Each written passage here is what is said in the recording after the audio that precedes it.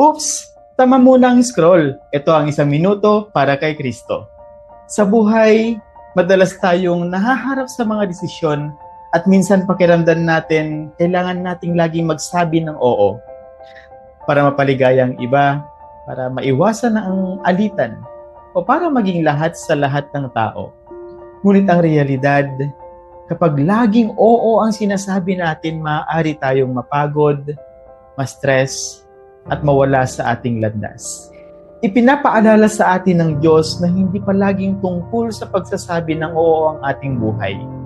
Minsan, ang pinakamahalagang bagay na maaari nating gawin ay ang magsabi ng hindi. Kapag nagsabi tayo ng hindi, nagbibigay tayo ng espasyo para sa mga bagay na talagang mahalaga. That is ang relasyon natin sa Diyos, ang ating kalusugan, at ang kakayahan nating maglingkod o magsilbi sa iba ng buo ang ating mga puso. Hindi masama ang magsabi ng hindi kapag kailangan nating magpahinga, i-prioritize ang ating sarili, o kapag hindi naaayon sa plano ng Diyos ang isang bagay. Ang pagsabi ng hindi ay hindi pagkatalo.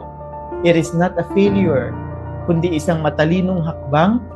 Binibigyan tayo nito ng pagkakataong magsabi ng oo sa mga bagay na tunay na mahalaga: pag-ibig, kapayapaan, at serbisyo.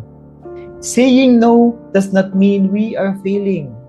It means we are choosing what truly matters: our relationship with God, our peace, and our ability to serve. Ngayong araw, tanungin natin ang ating mga sarili. Are we saying yes for the right reasons? And can we confidently say no when needed, trusting that God will guide us in everything? Yan ang tanong natin sa ating mga sarili. Yan ang 1 minuto para kay Kristo.